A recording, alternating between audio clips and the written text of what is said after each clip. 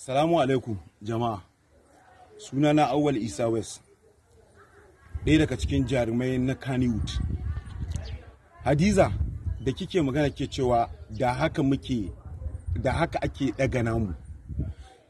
Ki gaya mana wani jarumi na Kannywood ko mace ko namiji wanda ya abun farin ciki ya same shi ko abun bakin ciki ya same shi wanda ba a taɓa posting ɗin shi an taya shi jaje ko an taya shi farin ciki ba.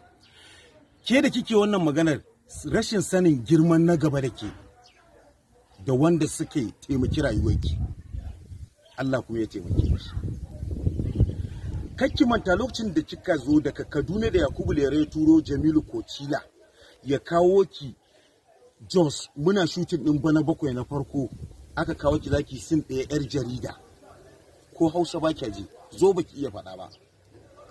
Ɗaya daga cikin mutanen da kika ce ba sa ɗaga naku, ɗaya daga ciki shine ya saki a fim, kuma wasu a cikinsu suka saki a fim, duniya ta san ki, Allah ya ɗaga ki, suka ɗaga ki, duniya ta san ki. Amma yau ke ce kike da bakin magana saboda ku most of them mutanenmu butuli ne ku, ba ku san abin da yake damun ku ba. Daga kun ci kun koshi kun zauna AC na busa ku saboda rashin kunya da raini, sai ku dinga gaggaya mutane ku hau social media kuna faɗan abin da kuka ga dama.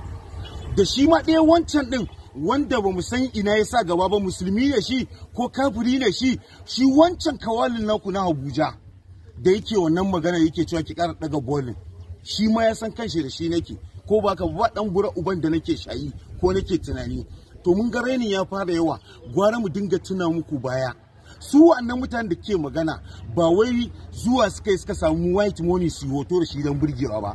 In baki sani ba, mutane masu daraja masu kima DSTV suka zaɓa a cikin wasu daga cikin ɗan uwanmu jarumai da producers, aka zaɓa aka je yin mitin ne akan ci gaban Kannywood, akan harkar fina-finai akai, ba wai haka kawai sa ga white money suka hau yin hoto da shi ba.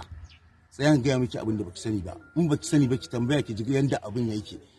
To da duk abubuwan da ake a social media ba ma magana, amma mun ga abin ya fara zama raini da rashin kunya. Daga yanzu mu za mu fara gyarawa, daga mace har namiji zama, za mu fara discipline, za mu dinga cin gutsun uwar yaro ko yarinya, duk masu raini da wani rashin kunya a social media, dan me cin uwarsu, dan me fesa uwarsu mani a fuska. To za mu fara gyara kowane zama, tunda in kuna yi ko tsoron ku manyan suke ji ba sa iya muku magana, tunda an ce akwai mofan, akwai filmmakers, akwai senso, ba sa iya muku gyara idan kun yi rashin kunya. To mu za mu gyara ku da karfin tsiya, za mu ci durin uwarku daga mace har namiji. Duk wanda ya ƙara zuwa social media yake wani hauka dan Kannywood, wallahi sai mun gyara mai zama. Idan ba sai mun ci gutsun uwar shi ba, ko mace ko namiji ba, Allah ya tsina, wallahi sai mun gyara mutum zama. Wallahi Allah, idan rashin kunya ce mun ci uwar ku rashin kunya, idan kuma ganganji kuke ji ko wani hauka, duk mun fi ku. Idan zaman lafiya kuke so, kuma mun fi ku son zaman lafiya. Ya za ku dinga ɗaukar mutane kamar dabbobi, kuna hawa social media kuna zagin jama'a, ba ku san mutuncin mutane ba. Wani irin raini ne da rainin hankali.